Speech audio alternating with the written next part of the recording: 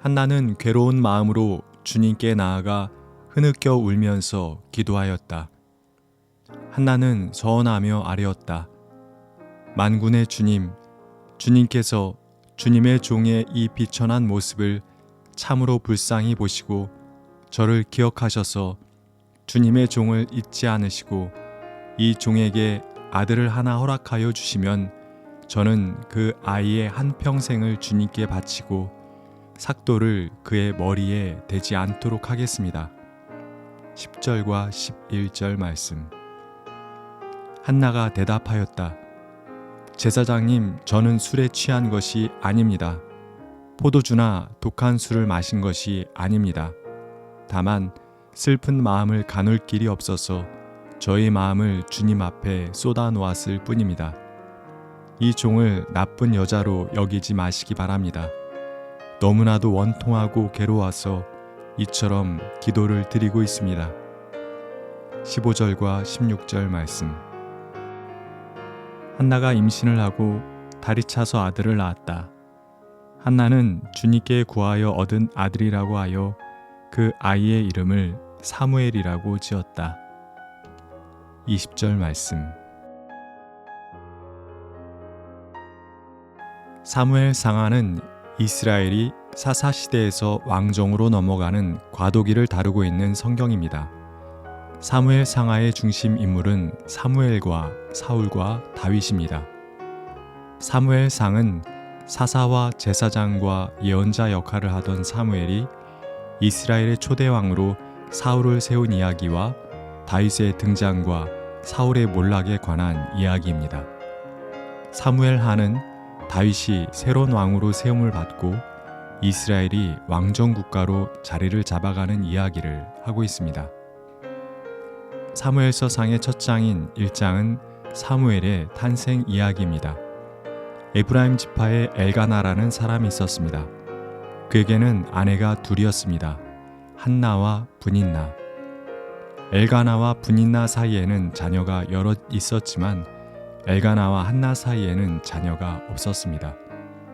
엘가나는 신심이 깊었던 사람이었던 것 같습니다. 그는 매년 실로에 있는 성전에 올라가 하나님께 일반 제사와 서원 제사를 드렸습니다. 그리고 그 제사의 기쁨을 가족들과 함께 나누기 위해 모든 가족에게 제물을 나누어 주었는데 자신이 사랑하던 한나에게는 다른 사람보다 2배를 주었습니다. 편애는 그 사랑을 받는 자에게는 사랑의 표현이 되지만 그 사랑을 받지 못한 자에게는 분노의 이유가 됩니다. 브닌나는 자기와 자기 자녀들보다 2배의 재물을 받은 한나를 괴롭히고 업신여겼습니다. 그 일은 매년 제사 때마다 반복되었습니다. 안 그래도 자녀가 없어 괴롭고 고통스럽던 한나는 브닌나로 인해 더욱 괴롭고 고통스러웠습니다. 한나는 아무것도 먹을 수 없었고 울기만 했습니다. 그러던 어느 해 다른 해와 마찬가지로 실로에 제사를 드리러 갔을 때 한나는 홀로 주님께 나아가 괴로운 마음으로 울면서 기도했습니다. 원통함과 괴로움에서 시작된 기도는 서원 기도로 변해갔습니다. 주님께서 주님의 종의 이 비천한 모습을 참으로 불쌍히 보시고 저를 기억하셔서 주님의 종을 잊지 않으시고 이 종에게 아들을 하나 허락하여 주시면 저는 그 아이의 한평생을 주님께 바치고 삭도를 그의 머리에 대지 않도록 하겠습니다. 한나, 그 이름 뜻은 풍성한 은혜였지만 한나의 현실은 자녀 하나 없는 결핍과 결여와 원통함과 괴로움이 가득한 삶이었습니다. 한나는 이루 말할 수 없는 고통 속에서 아들을 달라는 기도와 아들을 주시면 그 아들을 다시 하나님께 드리겠다는 서원 기도를 하게 된 것입니다. 큰 고통 속에서 기도할 때 기도가 입술 안에 머물 뿐 소리가 되어 입술 밖으로 나오지 못할 때가 있습니다. 한나가 그랬습니다. 제사장 엘리는 소리 없이 입술만 오물거리는 한나를 보고는 술에 취한 줄 알고 술을 끊으라 꾸짖었습니다. 그러나 한나로부터 자초지정을 듣고 나서 그렇다면 평안한 마음으로 돌아가시오. 이스라엘의 하나님이 그대가 간구한 것을 이루어 주실 것이오 라며 축복해 주었습니다. 집으로 돌아간 후에 한나는 임신을 하게 되었고 달이 차서 아들을 낳았습니다. 들으시는 하나님께서 한나의 기도를 들으시고 응답하신 것입니다. 한나는 주님께 구하여 얻은 아들이라고 하여 그 이름을 사무엘이라고 지었습니다. 사무엘의 뜻은 하나님께서 들으셨다입니다. 한나는 기도에 응답하신 하나님께 서원을 지켰습니다. 아이를 낳아 젖을 뗄 무렵이 되었습니다. 이스라엘에서는 3년 정도 젖을 먹였다고 하니 사무엘도 그때쯤 젖을 뗐을 것입니다.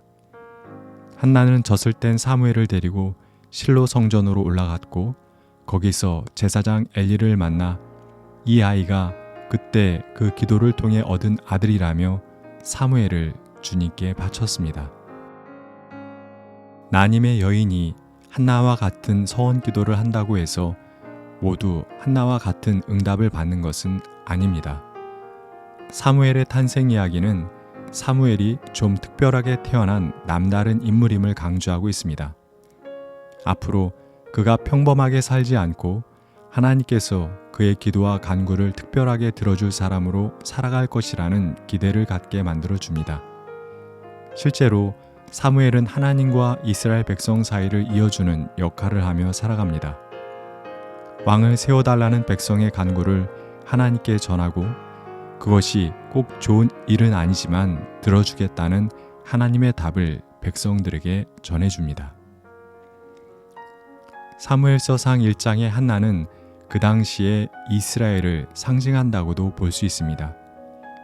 이스라엘은 본래 하나님의 은혜를 풍성하게 받은 자, 하나님과 겨루어 이긴 자였지만 이미 왕정을 수립하고 철기 문명을 갖춘 다른 나라들에 비하면 결핍되고 결여된 것이 많았고 그 결핍과 결여로 인해 주변 나라들로부터 많은 고통과 괴로움을 당해야 했습니다. 그 시절 한나만 하나님의 도우심을 바라며 간절히 기도했던 것이 아니었습니다. 난장과 야만, 이방의 괴롭힘이 가득했던 사사시대를 살며 수많은 이들이 하나님이 보내신 새로운 지도자의 등장과 새로운 시대의 도래를 갈망하며 기도했을 것입니다. 사무엘은 그 많은 한나들의 기도를 들으신 하나님의 응답이었습니다. 지금 이 시대에도 자기 힘만으로는 극복할 수 없는 결핍과 결여와 고통과 괴로움 속에서 하나님의 도우심만을 바라는 많은 이들이 있습니다. 우리가 그들의 기도를 들으시는 하나님의 응답, 사무엘이 되면 좋겠습니다. 하나님, 풍성한 은혜 가운데 살기를 바라지만 오랜 시간 결핍과 고통 속에서 살아가는 이 땅의 많은 한나들을 불쌍히 여겨 주십시오. 주님의 도우심과 새로운 시대의 도래를 꿈꾸는 이들의 기도를 외면치 마시고 귀 기울여 들어주시고 응답해 주십시오. 우리가 그들의 기도에 대한 하나님의 응답, 사무엘이 되어 살아가게 해 주십시오. 아멘.